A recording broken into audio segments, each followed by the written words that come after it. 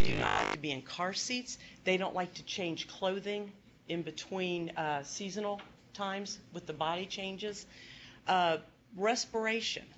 You'll, again, related to, well, here's what happened, I should say, with respiration. If we go back to one of Caroline's slides about you're in the block play area and you threw the block, oh, I see you're mad. What we have to think about, too, is have we come from a recess area, we come back into the classroom, and we immediately go to a free play area. What does running, being outside, body temperature difficulties, and then we come back into a free choice time, that nervous system is already aroused. Okay, so we have to figure out ways that we give these children some quiet time and some regrouping time.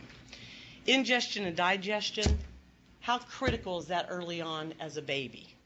Here's what I'm going to say. If I had a little baby in my hand right now, and this was the bottle, here's how homeostasis starts and a self-regulation. We talk to the baby, right, in this close distance. We give it a bottle. We do parent-to-knees. You're so cute. Look at you. They do what? Sucking. They're getting a bonding early on with mother. We go through a cycle of I'm awake, I eat, I sleep, and I poo. Okay? And then that cycle repeats. But there's an interruption in some of these cycles for some of our children with self-regulation difficulties, and that then leads to later social emotional development. But I'm going to talk, we're going to go back to this, so I don't want to get too detailed on this because I have a couple more slides to explain it more. But now, since this is titled social emotional development, what are those key brain structures, you guys, in your brain that is responsible for this? You know, early on I was talking about the brainstem, which is this lower part. Now we're talking about our part of the brain that comes here. We're not even at the cognitive or higher level thinking at this point. I'm going to tell you a story, and it's my Aunt Mary's story.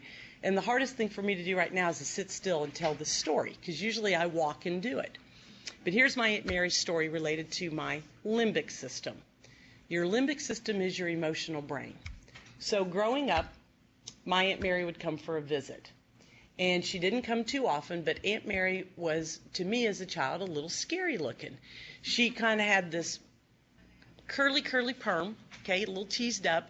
Before Botox was popular, she wore the lipstick up here. So you know the grandmother and the aunts who would come in.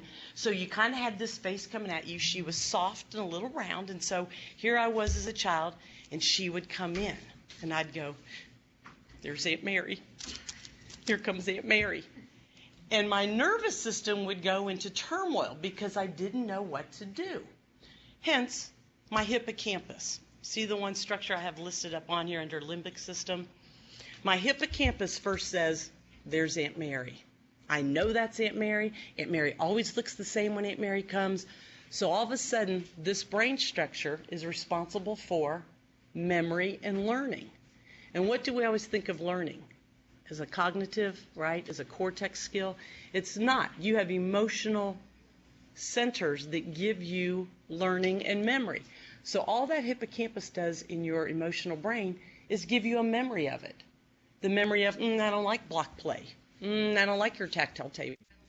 I don't like sitting next to him. I'm not sure I like Aunt Mary, okay? But I know that's her. So then I'm doing this back and forth thing. What should I do? What should I do? Here comes Aunt Mary. My amygdala, which is the next structure that you have listed there, is responsible for memory and learning also, okay? So now we have two structures in our limbic system that says memory and learning. But amygdala, here's my sexist comment, I remember it by saying Amy, okay? Amy gets active in my brain when Aunt Mary shows up. Because Amy, the amygdala, gives me emotional content to my memory, okay? And you have to remember, these two structures are in our emotional brain. So you got two things giving you memory and learning. One's just dry facts, the hippocampus. The amygdala is emotional content. So here comes Aunt Mary. She's coming towards me. I'm not sure what to do. I have to make a decision. And if you look up at the slide, that's the frontal lobe. Because your frontal lobe, because as Caroline's talking, and she was saying a lot of, we talk to children, we say, I know you're feeling this way. How does your stomach feel? Oh, I see you are mad. I see you are sad. You're moving that child immediately up into a frontal lobe cognitive, what's the word I want to use? Cognitive. Yeah, you're moving into a cognitive realm with those group of children. They're still in that emotional brain because your frontal lobe is responsible for reasoning, language development, reducing the urge to just react, okay? So think about what that whole frontal lobe is doing, language and reasoning. And that's what we're trying to do when we sometimes take that top-down approach to children and say, let's talk about this. So I always like to get the awareness to say, stop a minute and think about this because Aunt Mary's in the room and I decide to stay still. I don't run. If I run, which we call the fight, flight, or fright reaction, that part of the brain that's acting is the reticular activating system. I call that the sentinel for some kids. So think of your kids who have quick outbursts, react really fast. Okay, that's what's happening in that brain is that reticular activating system is firing. Okay, and something has to tell that brain, don't react, stay still. When Aunt Mary was there, I stayed still. My reticular activating system did not override, but why do you think that was? I didn't see her often. She came around maybe twice a year, 3 times a year. When was that, do you think, that she showed up at my house? Christmas and birthday. Yes, birthday and Christmas. So why did I not run? She had money. She had $20. And being that age, you stayed put. So what happened was somebody taught me, right, my frontal lobe, reasoning, language, stay still, Julie. Don't let that reticular activating system make you run from her. Had she not brought me a present and I didn't work on that frontal lobe, I would have ran as a child because I would have been in what we call that fight, flight, or fright. So I always use Aunt Mary because to this day, how do I remember that? Here's how. You feel before you think. That is the way the nervous system is designed. You feel before you think. That's what happens when you go home and you yell at your husband or your wife or your significant other and they say, do you want to talk about it? And you say, yeah, I'm ready. And then you're still mad because you're still feeling and you can't override, okay? You can't get up to this thinking brain, the cortex. So I always love to show this slide just so that we're kind of aware of when we are using those strategies of reasoning, problem solving with children. If it's not working, we might have to stop, get your nose into the books, and start really, really looking at what this emotional brain is and this limbic system. It's so, so critical for this young group of kids. And I find families, teachers, grandparents, a lot of times frustrated with this because it does end up being labeling. And I think if we don't start kind of talking about what happens and are there physiological difficulties from the get-go, from when this child was born. Luckily we have a slide of 3 children when they were young, and I'm going to show you the similarities and why they initially had some difficulties with social emotional development and self-regulation. We got it. So we'll be able to show those across the board of what's happening with these children. There's postural changes you can observe with children. And so you're going to see some children as we move into that slide who are only wearing... If you're at a distant site, if you could please mute your mics. Thank you. That you're going to see them only in diapers. And there's a reason for that because I'm going to show you physical changes in bodies when children have some state regulation difficulties. Okay? So we'll get to observe that. All right, well, and here's what we're going to move into, is the physiological changes. And that's the next slide that you guys have. And again, I'm going to take a second and actually read what is listed on this, because when we talk about self-regulation, we're talking about children trying to establish strategies for themselves, correct? Sustained attention, working memory. And so we again are talking about higher level brain functioning skills, cognition, frontal lobe. We're looking at forming strategies, evaluating them.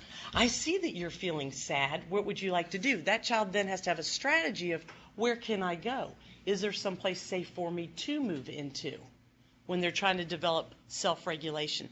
So if you look at this third order, this is the last thing that develops. We want children to have third order self-regulation abilities, okay?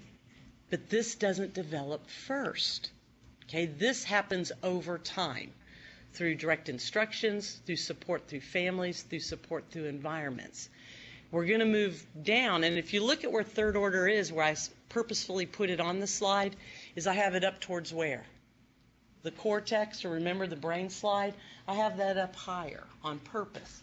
So now Caroline's going to hit the next slide, and it's going to say second order. Here is what gets children in trouble, and here's where we lose them and we don't support them.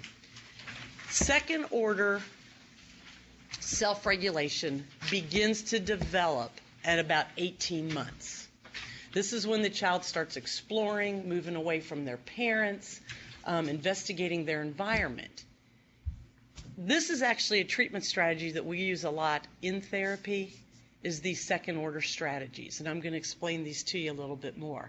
But again, if we look at second order regulation, what do I use to regulate myself? I use my hands, I suck my thumb, I chew on things, I put things in my mouth. How many kids do we know that are constantly, okay, chewing on something, pulling on things, fidgeting, and that's what usually gets the children in trouble, okay, because usually if it's a school-based setting and it's circle time, we're wanting those children to do what? Be in third order self-regulation, paying attention, sitting still, having that strategy.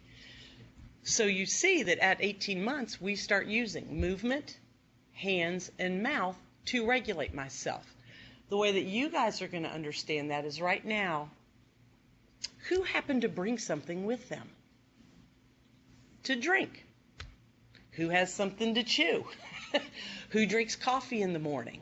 And so what we do is, if you really think about how often we use our mouth to regulate ourselves, children do that a lot. Children use movement to regulate themselves. Movement is the one that gets children in a lot of difficulty more than anything. And what we find is, and I think here's where, when you go back into looking at books that give you strategy for movement, guess what you're up against? What do we say a lot of times if you have a child who's busy, very active? The first thing you hear is get them on the playground and get them to run, right? Get them active, get them moving, that'll help. Well, guess what you've just done for that little person? If they had first order, which we're going to flip again, or that brainstem difficulty from the get-go, body temperature, heart rate, respiration, ingestion, digestion, we've said, go out on that playground and just run. Okay, what have I now done? I've put them back into a brainstem, autonomic nervous system moment. I don't know what else to call it. And then we're trying to figure out what just happened. Well, we've brought them back in, and we've not given them purposeful activity. We've not given them safe places to react or move. So when I have children like that, what I recommend immediately is don't use the movement necessarily. You can use hands, and you can use the mouth remarkably well to get children to self-regulate. I'll give you an example of what happens to a lot of the families. And what I always hear is when I pick my child up from after school, oh my gosh, they're a mess. They're perfect at school, they do well, or it can also be the opposite. But the parents pick them up, and they get into the car, and what do you want to do immediately? How was your day? And blah, blah, blah. And they're exhausted and worn out. If I have a child that the parent says, when we get home, we are so dysregulated, we're disorganized, he's aggressive, he's mean, he's angry when he gets in, number one, he's under stress. If that's happening after school, you have a child who's under stress. My first strategy to that parent is, you know what I want you to do when that kid gets in that car? Don't talk. Do not talk. I want you to greet them with something cool that you suck. Okay? If you want to flip back to that brain picture, or you can even really look at this one still right now, what does suck do? Why do kids suck? Calm themselves. Decrease, okay, that arousal level. What does coolness do? What was in this brain stem? Temperature. Okay, we're going to bring that body temperature down. I do not want to immediately put them into a thinking brain and talking. And then I say, I also want you to have a bag of goodies for their hand. I call it the zone out, the TV zone out. Little hand toys that are in this little pouch that you say, he's in the car, you hand that to him. Inside that bag could be anything that those hands can play with because you do not want him to engage. We want to get into this area of play. Do you guys know the little old water style bottles that they're filled with water and you just push the button and little rings may fall on a post or balls may go into a little tic-tac-toe thing? Those are great. Little stretchy toys are great. It doesn't matter what goes in that bag. It's what that child loves, because I want to use second order strategies. And I've got a big slide that'll say this. When a child is under stress, because we've been pushing third order strategies, can you go back forward? Okay. Under stress because we've been in this environment all day long. When I'm in this environment all day long of doing strategies, moving between peers, if children are under stress and have physiological changes, they recruit, and that's the word I'm going to use, second order strategies. So they will do more touching, feeling, moving. Okay? We've got to figure out ways to give them that in more appropriate ways.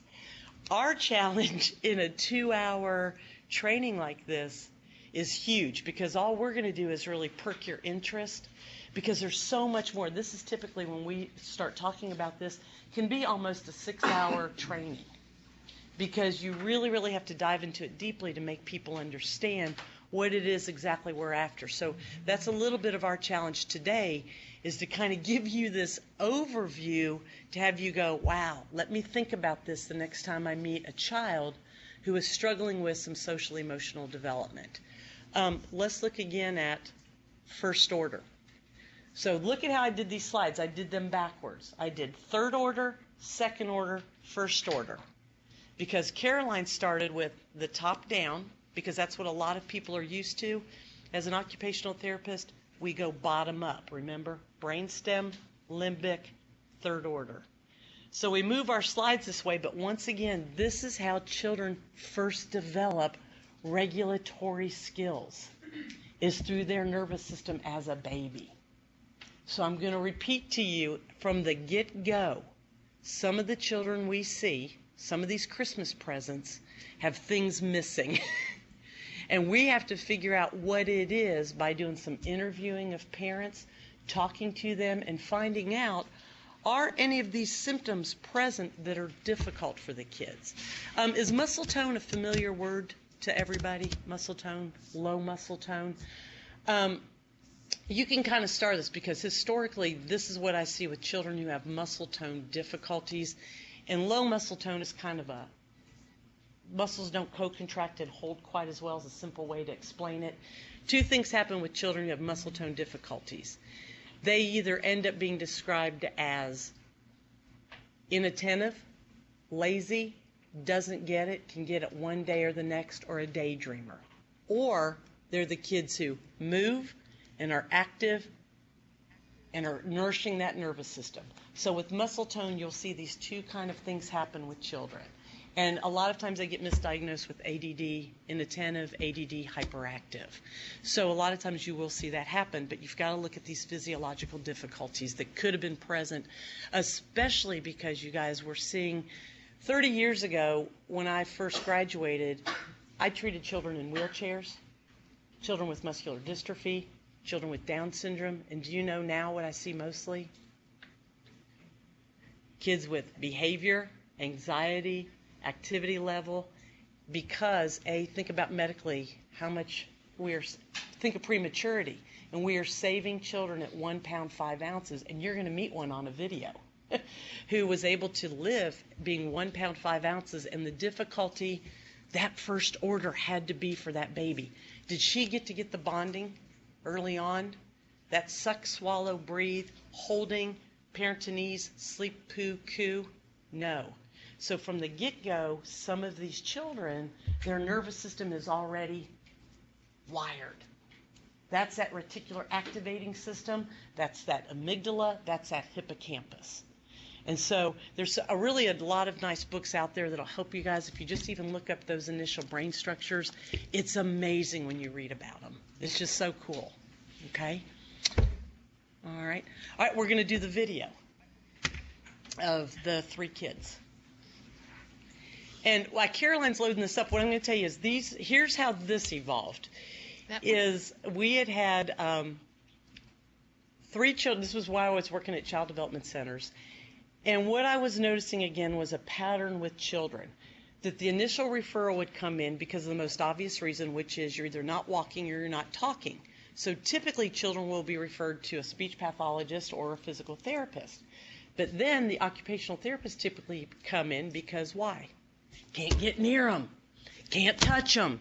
Won't stop. They're moving all the time. I cannot do anything.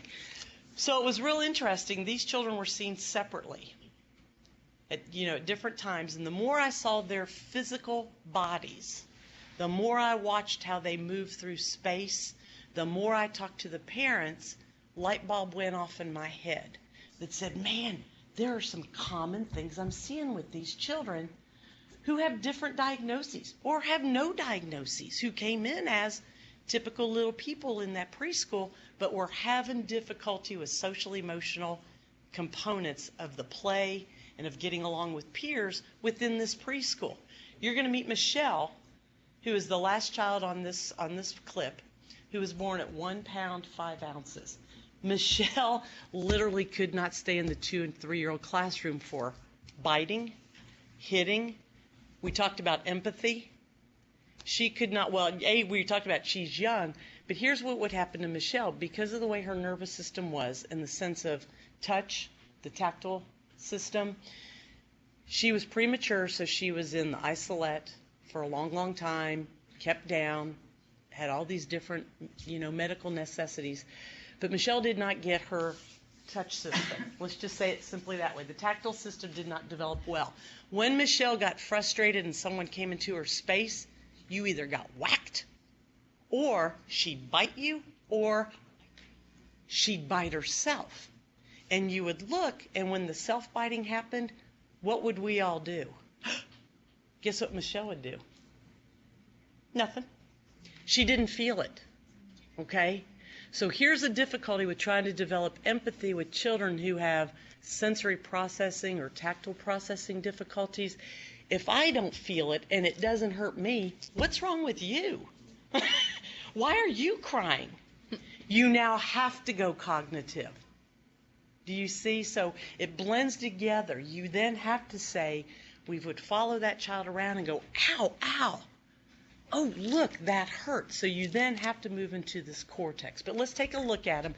And what I want you to watch while this is going on is, A, do they stick with anything? Can they get regulated? Can they get their bodies organized to play with anything? What does their body look like? Because what you will see with the children that have early self-regulatory difficulties is a posture. And that's why you're seeing them only with the diaper. Look at how the bodies bend backwards. Okay, so the back is swayed. You tend to have more of a rounded stomach area, low muscle tone. Think back to the brainstem that I was talking about. Muscle tone issues are in these kids. And then we'll show you the similarities on the 3. So let's take a peek at them, and it'll make a little bit more sense.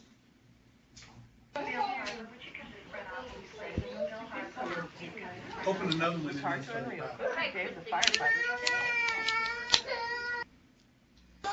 Now go back to your list. It's the one without a name on it. Go back to your list. There you go. And now start the second. Is this one, Julie? Yeah, it's that one. Double click. Double click. See why I gave this to Carolyn? Double? There You'd you really, go. Now this it one? would take me even longer. Here they come. All right. And you can turn it down just a tish, probably. And Dr. Jane Kleinert is doing the filming. Still behind you. Bye, Jory. Oh, are you coming to see Mr. Don?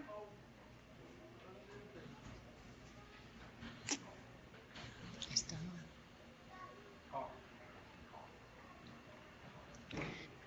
Hi. Hi, Jory.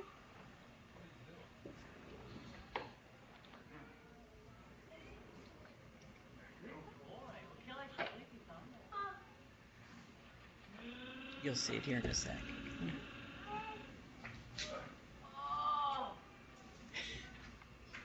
Oh, thank you. Bring that to Mama. Take it off. It is in my way. Bring it to Mom. Can I have it? Oh, it's heavy. It's heavy. It's heavy. Here, Mama. Thank you so much. It goes from here to here to here. I'm going to be a ballerina. Or whatever a guy ballet is. You can do it. You can do it. Big boy. I'm not going to stop you because that's the first time you've been playing on that. Whoa, be careful.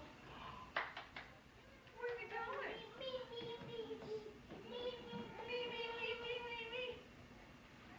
Where are you going? Wait, okay. You need that? No. Could I talk? I'll hold on. That's right. Hi. Hi. Hi. Here we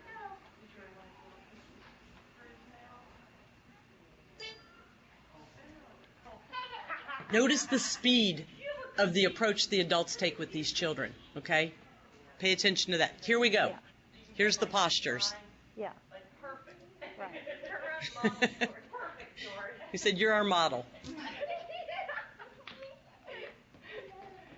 That's it. Mom said he did this all day at home. Speeding up. Respiration, blood pressure, heart rate, body temperature, muscle tone. Next little boy. Stay good.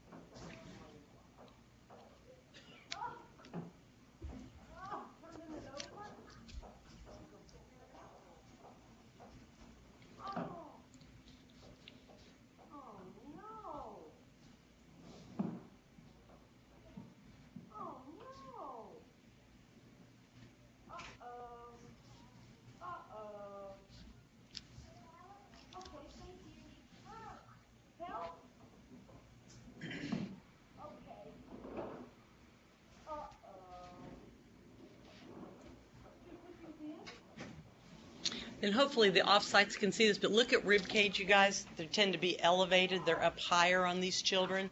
And that's where you see that rounded abdominal, because they haven't done a lot of crawling and climbing as little kids. Muscle tone problems. Affects breathing.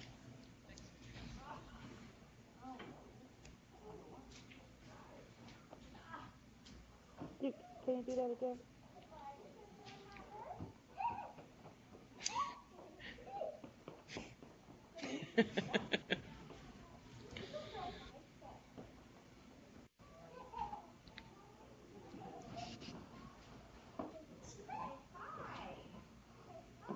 Got that.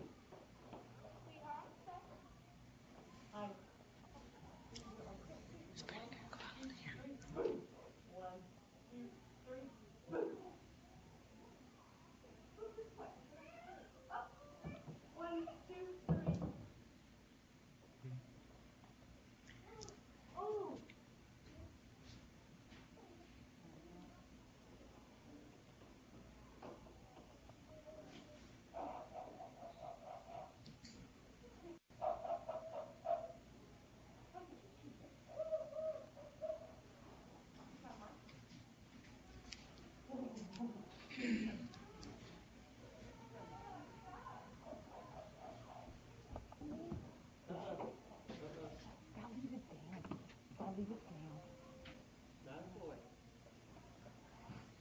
Got your belly back. Yeah. He's a belly breather. That's belly.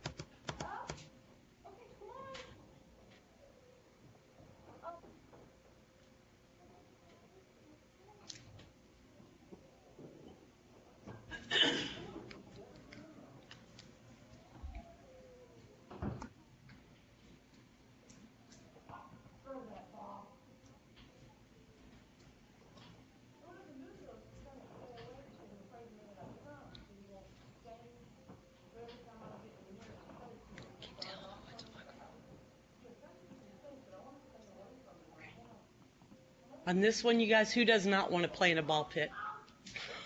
Does he? Not at all. In and out. Have you seen him stick with anything yet?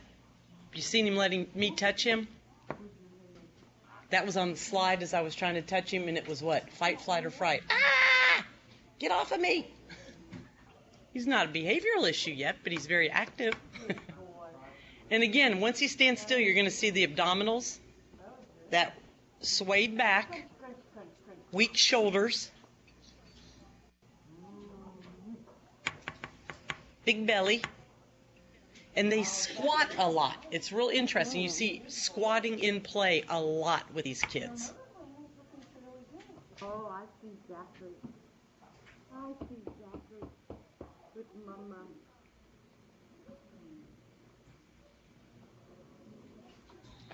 That's a good picture, Zach.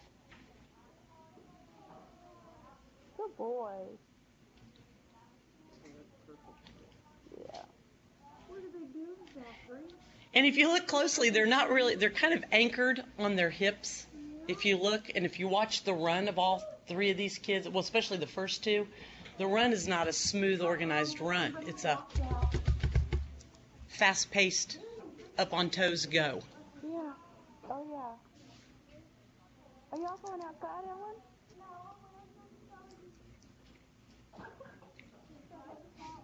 Oh, you're going on a field trip? Yeah. Good. And then there's Michelle should pop up. On the You may not meet Michelle. She's on there. still playing? It's still playing? Is this on? Well, I don't know what happened. Now, Michelle, you see, is a little bit tighter. If we took away the tightness, she was a little girl that was born at 1 pound, 5 ounces. If we take away the tightness, you have the same bodies as you had with Jory and Zachary. She just happens to be anchored. She was the one who does the biting, bites herself. Had to be removed from the 3-year-old classroom and put back into like outpatient first steps kind of program because she just couldn't make it in the classroom.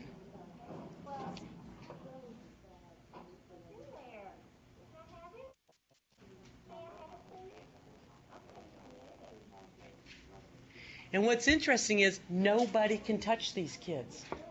They don't want to be held. They don't want to be touched. What is the first thing with social emotional development? The sense of touch. And they didn't get it from the get-go. We'll show you this slide. You can even see the immune system with Michelle. Look at the eyes, you guys. Look at the mouth does not move. Who has feeding issues? Who has ingestion, digestion, and elimination difficulties? Michelle.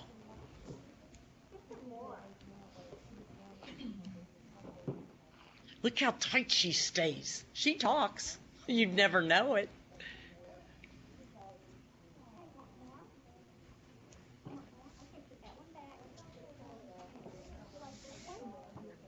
We have enough time. I'll let it play. Yeah, let's just do.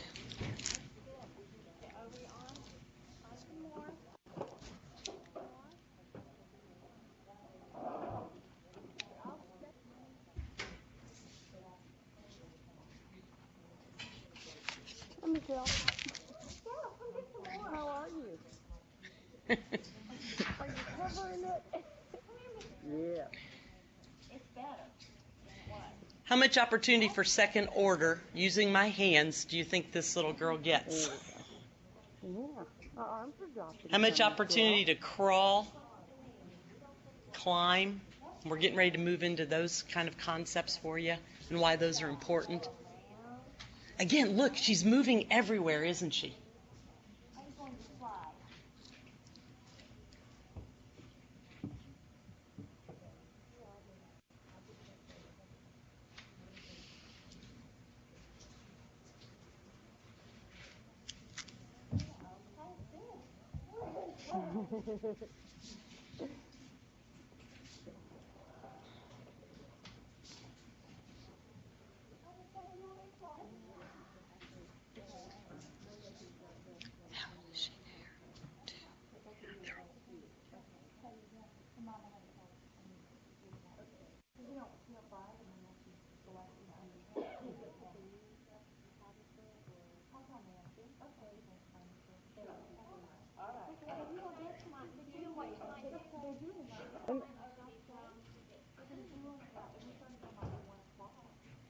And the redirections in the classroom is what caused her trouble. Can you see why? That's when the biting would happen, the falling down would happen, the transitions in a classroom.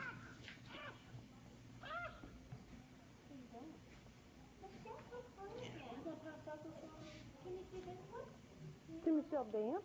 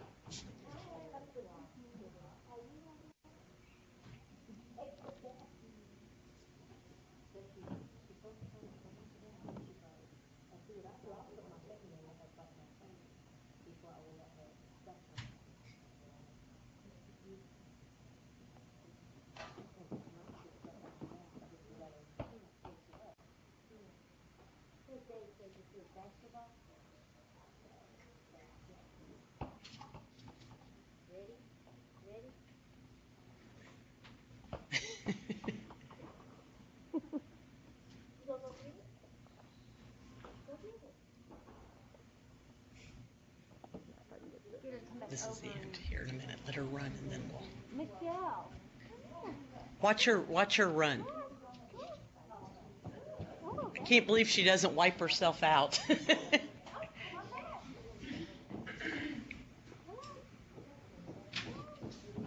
Okay, that's good.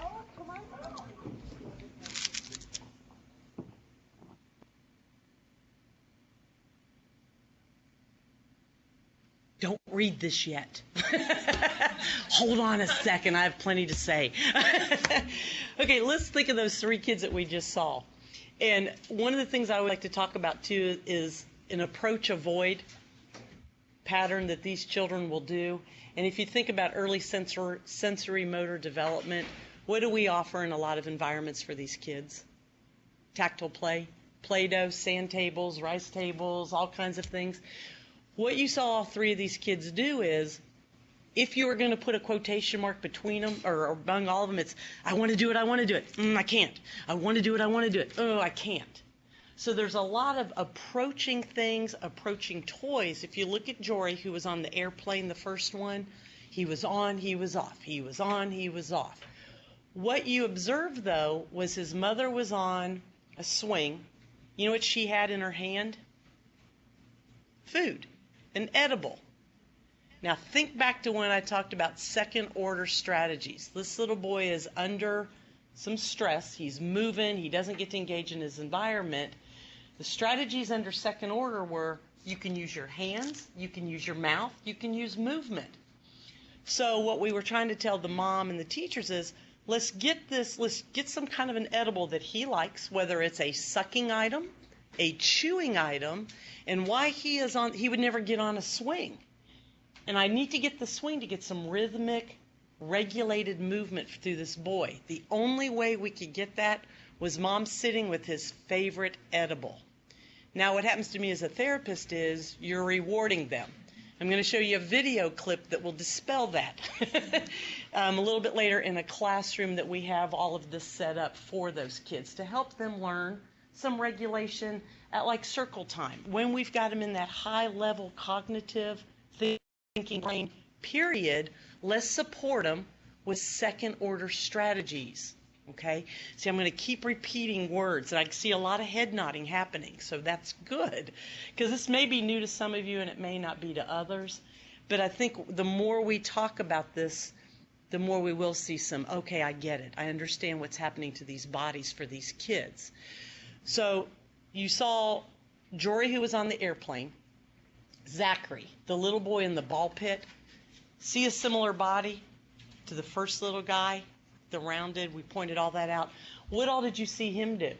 He pushed the cart. That was the most popular thing he ever did because we had so much weight in it. And what I was trying to do is bring him in and down, and we're going to talk about that here in this next part of why we want to get these kind of postures for these kids. And you can't do therapy when you have these kids, like occupational therapy does, but you can certainly offer external support in the environment. And that's what we're going to show you. That's when Caroline was talking about the beanbag chairs that you could offer. Quiet spaces, close contact. So Zachary's moving from the ball pit to the pushing cart to, he went down the slide, and I'm just trying to help him go back, and you see immediately the get off of me, fight, flight, or fright. Michelle, same thing. That was a physical therapist that was working with her. She gets up the ladder. What does she do? Sense of touch. Ooh, you're touching me. Let go. I've got to move. Starting to look like a little attention deficit to me. No, it's not. But do you see where that pattern already begins early in a cycle? These guys are a little over 2, and their nervous system is already wired to say, amygdala, get me out of here. Hippocampus, I remember this. Reticular activating system, run. Okay? So do you see why I show you the brain and think about this? They're kind of stuck in these lower brain centers. So let's look at the similarities on these. That's your next slide that you do have. They have this one. Yeah, I'm sorry. Oh, you can put that back up. I forgot that it was showing. Did not know this about the 3 until I stopped and started asking those questions to the parents. Call up the mom. Can you tell me a little bit about their sleep cycles? Okay? Zachary, Michelle, and Jory, all 3 had poor sleeping and waking cycles. They are already dysrhythmic at the get-go.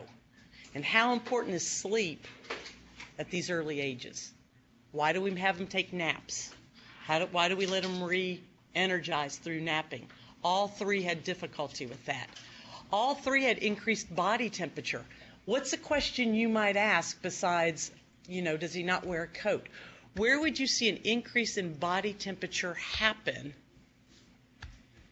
later in the day? I'm trying not to give the answer away. A lot of kids will come home and take clothes off immediately when they get home. It's related to sleep.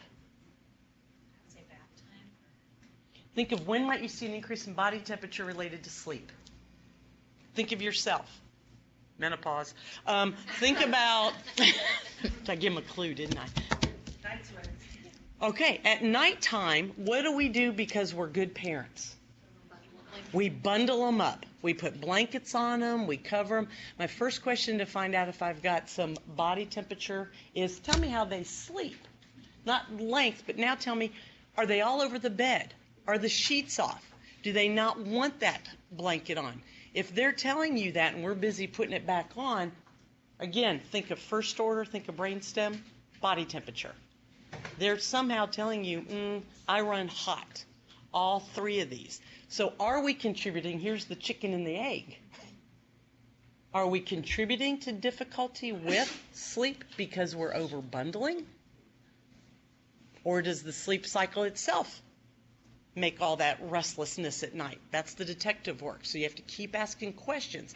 Because if you have 1 or 2 areas in that first order that are difficult, doesn't necessarily mean you have a dysregulated nervous system. You'll typically see several of these items where the parents will go, yeah, you know what, that's true, I do see that. So the next one was, look at Zachary. He's in flight or fight. Michelle was in flight or fight. We're all 3 of them. I edited it. One is wrong, yeah. Michelle, they were all in fright, except for Michelle, who was in fight. She had already crossed over from that sequence, and there is typically a sequence, you guys, to fight, flight, or fright, okay? And they'll tell you, it's so interesting. If they're talkers, they'll say, no, I don't want to do it. No, don't want to go. If we don't hear them, what do they tend to do? Hightail it. I'm getting out of here. Flight. If we don't hear them and we don't see them moving and we still force it, what are you going to get? Fight. You're going to get some kind of a reaction, and you'll typically see, and that's what was happening to Michelle, is everybody kept trying to keep her in a certain area or stay in the Play-Doh, and she was trying to tell us through her movement and her words, I'm not ready. I'm not ready yet. Okay, so she went into fight. No pain registration. These kids are rarely sick. And I always get a grin on this one because I always say they will get hurt. These are the risk takers. Okay? And again, start thinking of social emotional development. If I don't have pain registration, this doesn't hurt me, why can I not go to the top of that playground set? Okay? Why are you telling me not to do that, and why am I in trouble? Think of social emotional. I'm getting a mixed message between my brain and my nervous system. Does that make sense? Because like if you take someone like these three who don't register pain, they are sick, but we never know they're sick until it's extreme, till you get bronchitis, till you get a ruptured ear. Okay? So you'll see the extremeness from that nervous system. So that's a clue that you can watch for with these kids too. If you're seeing that, that's a red flag. We talked about the decreased bonding, respiratory concerns, and all of them had early feeding difficulties. And when I talk about feeding difficulties, I like to a lot of times say, yes, there's nutrition, but when do we eat? It's for what? Social. It's very social. And it's giving of you, if you're the one that's fixing the food and you've got a child who refuses it, or, you take that bonding issue pretty, what I want to say. You take it very personal. But for these three kids, all of them had poor intake. They all had delayed bowel and bladder difficulties, or progression, I should say. Okay? So does this kind of help you guys when you kind of see them and you see their bodies and you start thinking about, and those are just, like I said, you can go back to those brainstem or first order and ask those questions of the parents and see if you aren't seeing them say, yeah, we did see some of this. Then what you're going to do is say, are they the chewers? Are they the movers? So you're thinking about, is that child using strategies to maintain that third order? Good. I'm seeing lots of so this is making some sense. Okay. We're good. Now we're going to learn some. So this will be fun. You've heard me say this already. All this is doing is kind of giving you a little summary of it. So that third order is cognition in your cortex. First order is the brainstem or early learning. But what I want to stress is what I have over here at second order. The more stress, the more anxiety that a young nervous system is under, the more you will see them use second order strategies. Moving, mouthing, touching. Okay? They're going to use that to maintain self-regulation. And we're constantly taking those things away from them. Okay? So what our job is to find out how can we give this to them in developmentally appropriate ways, in developmentally correct environments, and at the right time. Okay? So we'll keep moving. All I'm doing here is this is not in your handout. I added this at the last moment just so that hopefully these next couple slides will make more sense to you because I've broken them out. What I consider this is a developmental matrix. And when I do the longer courses on this, there's things called brain power, kid power, mother, womb.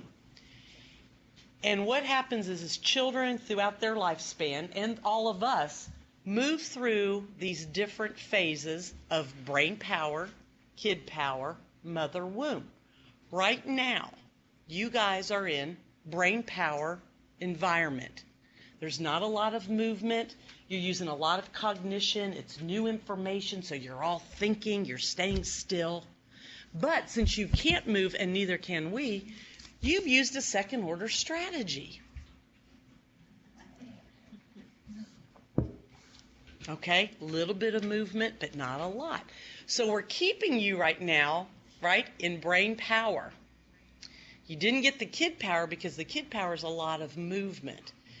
To start establishing self-regulation, social emotional development, we've got to figure out ways we can offer things I call mother and womb. Lots of times these kids will be fine in that higher level cortex, brain power, learning environments. But what if they're not? What are we going to do? How can we help them in that external environment? And how can we help families? Because these are a lot of things that I will turn around and say to the parents who are struggling with the same thing we may be at a preschool environment, at grandma's. We set up these environments throughout several different places so that the continuity stays the same. Okay? So we're going to talk a little bit about these. And what you're going to see as we do this is go back in your head about Jory and Zachary and Michelle. And what was the approach of the adults? Remember I said watch how the adults approached them? Did you see grabbing or quick movement towards them? Did you hear them very much? Did you hear any loud voices? There was a lot of slow, easy approach to these group of kids. And so this is what we're going to stress a little bit more in the second one, so that you're wanting to have these conversations that Caroline talked to you about in the beginning. There's times to have those, and there's times not to have those, especially if you have a child in the limbic system, period. Okay, if they're in that emotional brain, that is not the time to probably do it necessarily. Not always. Not always. And I'll show you some tricks about that. So you don't have this, but you are going to learn the two to the far left. Okay? So we're ready. Here's what you can try to do. Design an environment. You know you have a little one who has some regulation problems, is struggling with peer relations, having some social-emotional bonding issues. What would that look like if you're going to create something that we call a mother environment? Okay? A mother environment goes back to an area of support. Okay? The child wants to start taking risk, and a lot of times this is when you will first hear the, no, I can do it. They're getting ready to say, I don't need your help right now. I'm getting ready to move into that kid power where I can do everything, but I still need you. I still need you to tell me it's okay. And I can move to the block play area. Okay? I can do this. It's okay. Because you want to do what? Nurturing. We want to support those kids. And so you can do that through an object or through a person. And how will you know if one of the kids that you are seeing are wanting this nurturing and this support? They bring things with them. They bring things from home. They have a favorite blanket. They have a favorite toy. And what happens a lot of times to these children is we take that away from them. Right? Nope, can't bond with that. And really what they're telling you is, I need something. You know, for a lot of these kids, we don't know what their environments are like. Not necessarily. We don't know the physical status of what, their homes look like. We don't know what their nutritional intake is. So if they're coming in and they've got their favorite bear, their favorite blankie, we have to figure out a way that we can support those children to allow them to have that in this environment, because we're the moms and we're supporting them right now in this kind of an environment, okay? So it can be from a toy or an object, you see that. It can be another child. It can be an adult. Learning to wait is a big thing for social emotional development, right? Like wait 1 minute. And what I find a lot of times is just keeping that hand on them. If you're talking with one over here, it's just keep them anchored. And you're going to see that anchorage, as I like to call it, needs to be 8 to 12 inches. It's not a wait over there. It's come closer. Come here.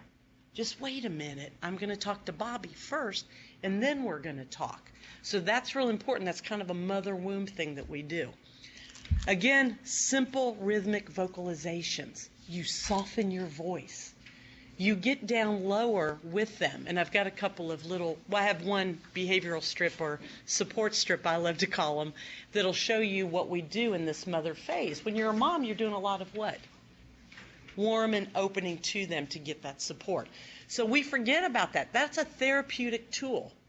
And as an OT, and when we have OT students, that's one of the first things I talk about is you guys forget about all the stuff that we do.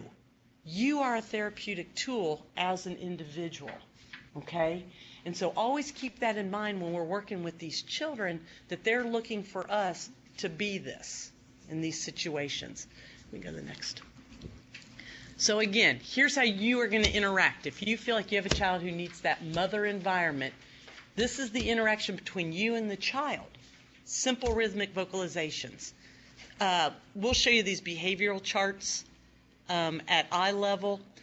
What we do with those, when you get to see that at the end, is if I send these home with a parent, they're small strips. There's not a lot on them. It's a lot of pictures. What you have to do with these is you have to put them in various locations in a home or in whatever environment you're in, preschool. So let's use the home environment because I send a lot of these home. The one that you're going to see says, I'm sad, I'm mad, arrow, I cannot hit, kick, scream. Next arrow, I can ask for help. I can go to my safe place. Flip to it, Julie. Yeah, we can flip to it real quick, I guess. It's in the back of your, it's this one. You have to laminate these. Do you know why? They get mad.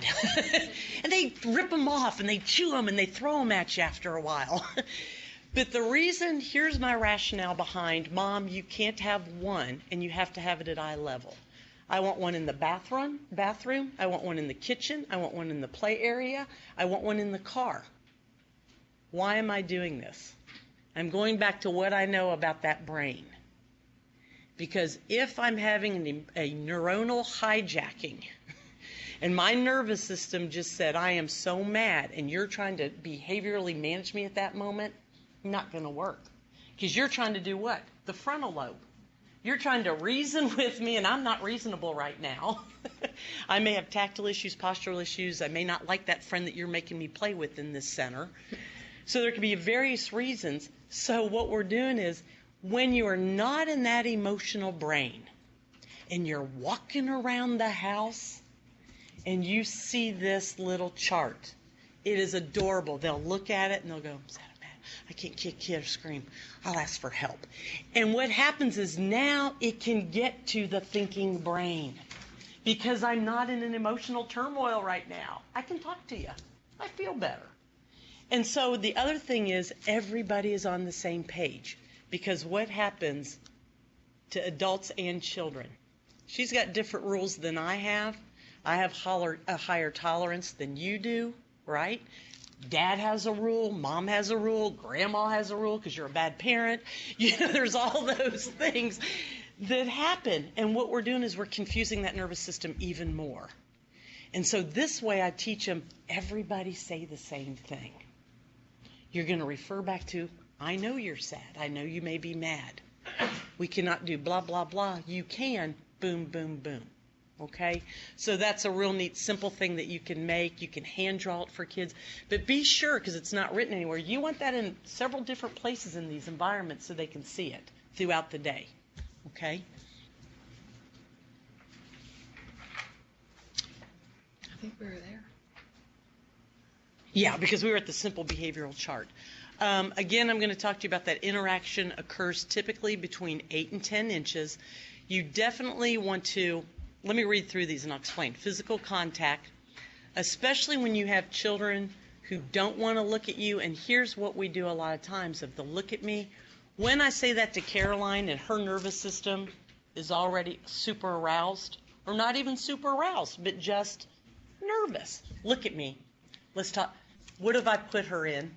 A headlock. High alert. Like, oh no, what is the signal? I'm in trouble. I'm in trouble.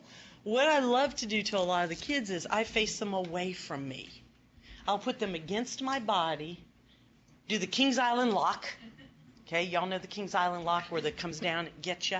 So you're just holding them. But what I am doing during that time, you guys, is these are the kids I told you that the rib cage is up, the breathing is. I'm just doing some subtle. And I'm not even talking to that child at that moment. I might be talking to somebody else. But I'm bringing them into my mama. And I'm just patting. We're going to get to the conversation. But we're going to do this nice, pull me to the side, pull me away, and let me look out while you're, talking to somebody else or even talking to me. They do not have to look at you. And I think we do that a lot to kids. And I think we put them into a hyper-vigilant or a hyper-aroused state when we do that sometimes. And again, you guys, this isn't all children. These are the ones that you're going to know which ones this will work on. We've talked about the patting and the hugging. Postural safety, help, and assistance is provided to support. And that's the key thing we have to remember is we're trying to support these kids emotionally and socially because they're getting ready to take cognitive challenges. They're getting ready to take community challenges, if you want to call a preschool that. I'm working with peers. These are challenges for a lot of kids. So we have got to figure out ways that we can support them. All right? Okay. So what do you need to have? What do you need to have in that environment? Because you can't be a mom to all of them, but you might be able to create some little things that invoke security and safety just like a mom does. So what you're going to want is room divided with low barriers. I have parents put beds on the floor sometimes.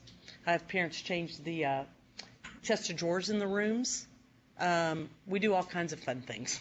Small areas, if you are doing instructional, you want to try to bring, which I think a lot of people naturally do, and you'll see it on the film, is you want them within this nice range. When we're speaking and talking and teaching children, we don't want them across the room, or it's, it's this nice mothering space, I want to call it.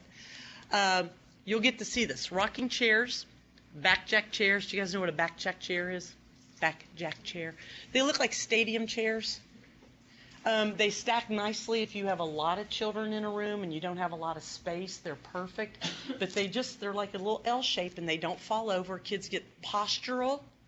Jory, Zachary, and Michelle, postural support because they can't sit on the floor long, and that gives them that support. So that's what a back-jack chair is. Beanbag chairs, cushions, carpet squares. My favorite, edibles. I love to teach people how to use those successfully with kids, as not as rewards, but as nervous system supports. Okay?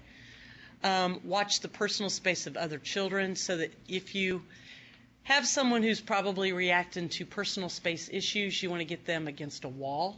You maybe have them at the end of the line, maybe give them the corner, because what those kids are typically wanting to do is keep an eye on everybody.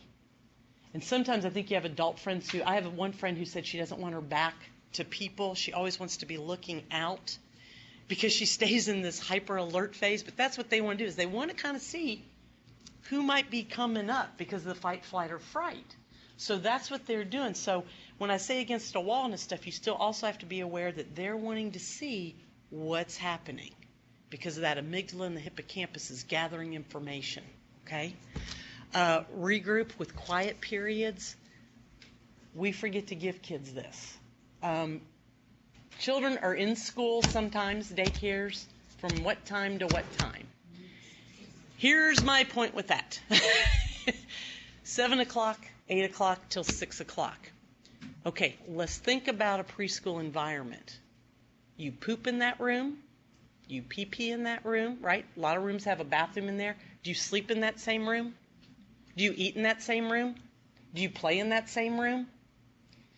So when you're thinking about a classroom environment, think of what environment that child's in, and we're making them shift from snack, lunch, sleeping, bathroom. And for some kids, that's very difficult because we're keeping them in a room this size and doing a lot of things. So we don't take the time to regroup and shut things down for a while. And on one of the videos, you'll get to see where we shut down that room, and we may do a spotlight to highlight this is where we are now. Or we'll soften the lights. Because if you're in this environment all day and you're a child who tends to be a little bit hyper-aroused, this isn't conducive, is it? If we got up right now and we turned off the lights, everybody's going to go, it just happens. Melatonin, which is a natural secreting, I don't want to call it a chemical, hormone, that happens in your nervous system. When lights go off, melatonin gets secreted. That's a natural thing that happens within our bodies that encourages sleep. And so for a lot of the kids, these bright lights, you don't get that shifting. Okay, into from light to dark, it takes too long. Then what if I have the body temperature problems and you want me to lay down on that hard cot? Yeah. See, I know, because that's such an issue for these kids, but he brought his blankie. Hopefully he can have it at that period, but you see where they're bringing those things in to maintain self-regulation, to make myself feel safe in this environment that I'm doing a lot of different things in one room, all right? So allow them to secure items from home. That's how you would set up that space. Okay? Now you're going to see some similarities here. I love the womb. Think of what the womb is. These are going to be spaces This is when you really have a child who is really stressed out or overloaded. And the characteristics of it is they have to have security and safety. And the thing is, you guys, is this is more womb spaces, and we're going to explain what those are to help self-regulation. It's not a timeout period. It's not somewhere where you send someone. You do send them to that room. You encourage them to use it appropriately, but it's not a timeout because we're trying to promote security and safety, okay? So let's look, Caroline, at the next little. Again, think about when I have down, use an interaction style. This is us and the child. We're going to offer unconditional acceptance because remember, this is the child who's now in stress and overload. Unconditional acceptance at this point. Minimal language. And what you're going to want to do is use visual supports. You're going to respect that need to regroup. Use crisp hand gestures. Okay, and I'm going to show you some of those in a minute. And I'll talk about this last one. But again, what we're doing is we're taking away that language center, the frontal lobe, because I'm stressed and I'm anxious. You can so therapeutically use the whole facial expressions. Wait, go, like I'm scared. You can do that so much. You can do the stop, wait. And you don't talk when they're in that overload. Like, come here. And I'll do a lot of, if I know a child's scared, I'll be with them and go, and I'll act like I've got the same emotion that they're having so that I can give them words for it, identify it, and give them acceptance of, it's scary for you, it's not scary for me, but I'm in here, I'm with you, okay? Part of the womb, you guys, when you set up these environments, if you think of the womb, there's containment, but there's not restraints, right? Think of the womb with fluid.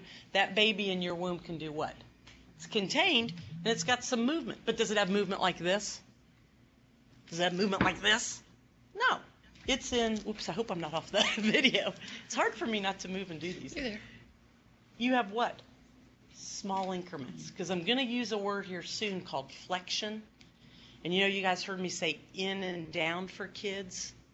Because think of Jory, Zachary, a little bit more Michelle.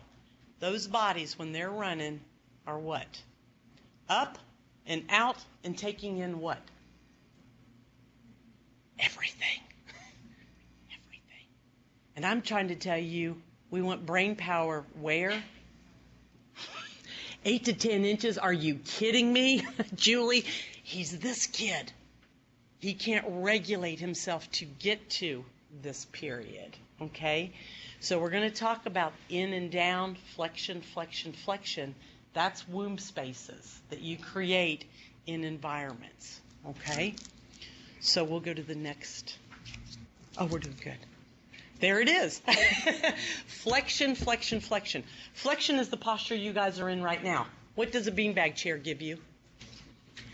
Flexion. What else does a beanbag chair give you? Support, warmth, coziness, external hug. Okay, it gives you that support. We've used beanbag chairs successfully at circle time with kids while they are eating and listening to the teacher.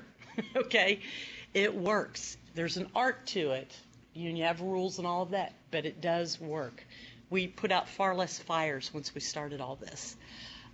So the area for total physical contact is a beanbag chair. Containment without restraints, minimal motion is what we're looking for when we get ready to set up this environment and add things to it. Okay?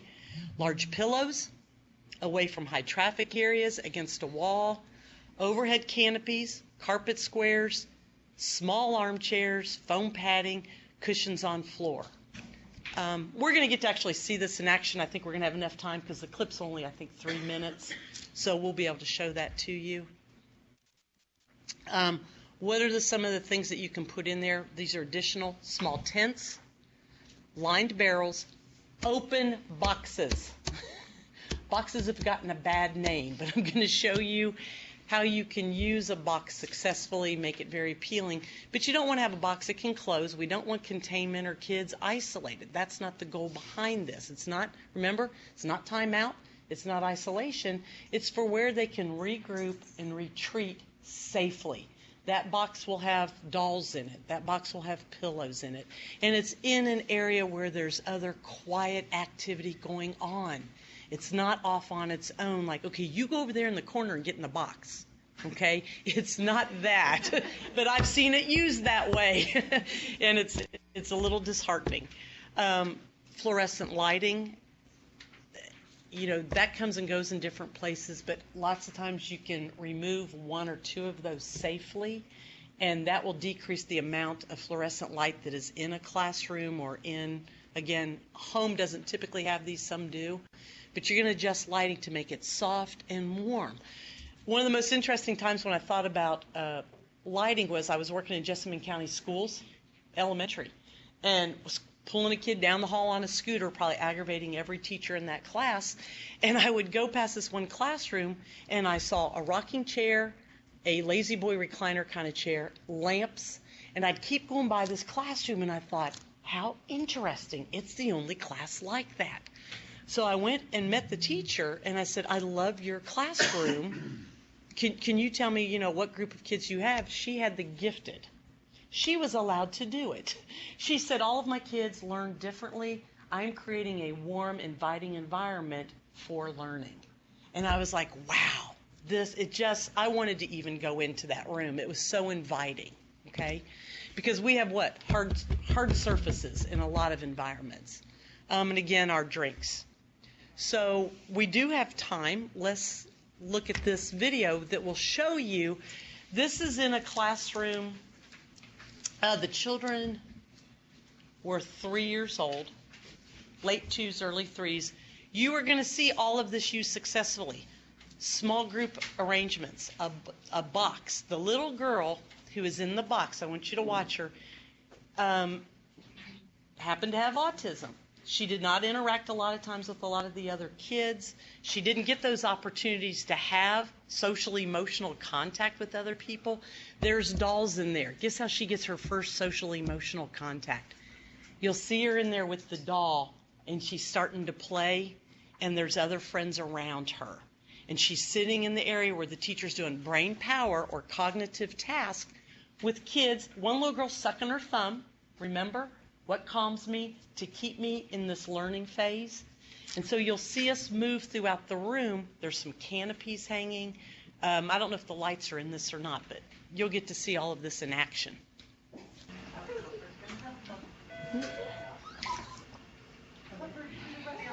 We decrease the sound from those hard concrete walls by hanging what? Quilts on the wall. Decrease that auditory that would happen all day. You can turn it down if you want. See the little chairs? Okay, we're providing support. Little girl's got her thumb in her mouth over here. Teacher's reading to them. You got a little girl who's going to go off and play. See her in there with her little dolls? She'll start singing. And it eventually evolved into playing with some of my friends and getting some of that emotional contact that she needs. Because she feels safe.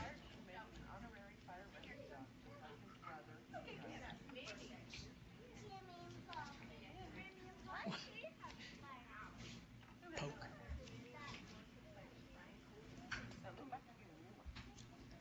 She'll bring her head up. Look, she's like, don't look at me.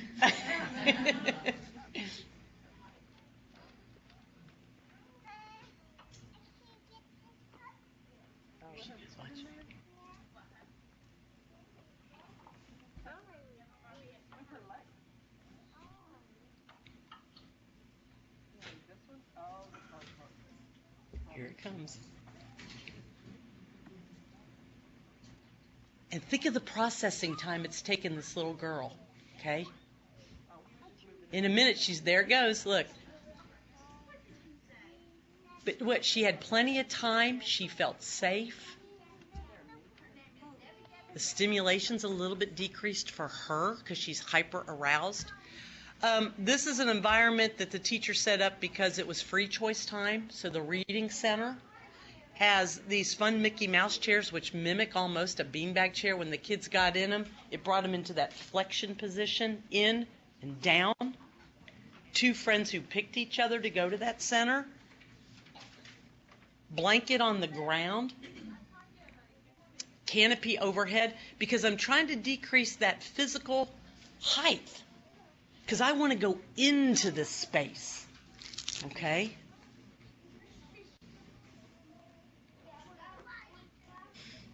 Friendships develop so nicely when you have these spaces for the kids, but these are what I consider womb environments: containment, no restraint, minimal language, support, physical support, and then this is just in the same classroom, but in a different area of that classroom where the teacher's doing some teacher-directed. That's a backjack chair, and this teacher has chosen to use edibles during circle time. All the kids have a variety of things that they're eating at that time while they're listening to the teacher.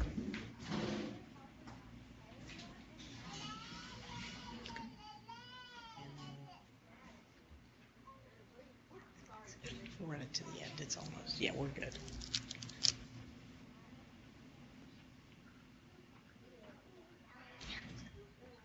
Yeah, you can stop it. So do you see how they implemented all of those things within that environment? The year that we started all of this was probably the year that I saw the greatest growth in friendships. And again, when we do the whole course, we show them on the playground and them supporting each other and get in. They're all in this big group running as a whole. It was just amazing. But we've, tried to eventually add some of this into the classrooms and homes. We take these things and support children at home the same way. So we just introduced those two concepts of the mother and the womb environment. They move in and out of these, remember, okay? You don't stay in one typically.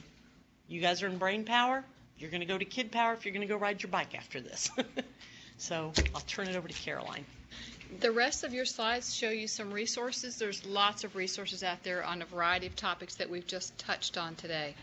Do you want to talk about that CD? This is a wonderful CD. It's called Cool Bananas. We've successfully used this. If you can see it, it says 50 to 70 beats per minute. It starts off at a certain pace and then it drops slowly. I can promise you by the time the 7th song comes on, suddenly these kids start getting more regulated and rhythmic in their movement. I play it when I'm in our sensory gym. I have parents play this at night for kids who have sleep regulation difficulties. We'll put it on and we'll say, you have to keep playing it though. You can't play it once and say, Julie, it didn't work. It's an over time. All of these things are. Okay, but this is a wonderful, wonderful CD. Another resource for you all this is another great website that has multiple resources on social emotional development. And again, more on the teacher side. The Technical Assistance Center for Social Emotional Intervention, or the TAXI site, they have all kinds of resources. There are videos, handouts, activities. One of the things I really like, they have a Teaching Tools for Young Children toolbox, which actually is a set of cards that you make. And as a teacher or as an interventionist, it helps me when I run into issues, behavioral issues. It gives me some concrete ways to respond positively. There are lots of online training modules on the topic of social emotional, and Julie and I are getting ready to put together a series of probably 1 to 3 one-hour modules that will be about designing environments, so a follow-up to this kind of introduction today. On the Kentucky Partnership website, we have modules such as using literature to introduce positive social adolescent development. There are a couple of modules on our engagement series on resiliency and social emotional development, as well as a new 3-part series, which the introduction to this is a part of, also on the Kentucky Partnership website. So that's just a few resources that are out there. There's lots more. Here are some great websites from which we've drawn materials for today, and also have great social emotional resources. We've mentioned some of them today. And some great websites for play and self-regulation activities. You have those as well. So this is just a beginning, you all. But we wanted to give you time for some questions. We really appreciate your attention and your self-regulation for this period. So any questions that you have, near or far? The microphone, do you have anything you would like to ask? You can ask a question. We ask if you've got a question that you unmute your mic and then mute it back once you've asked it.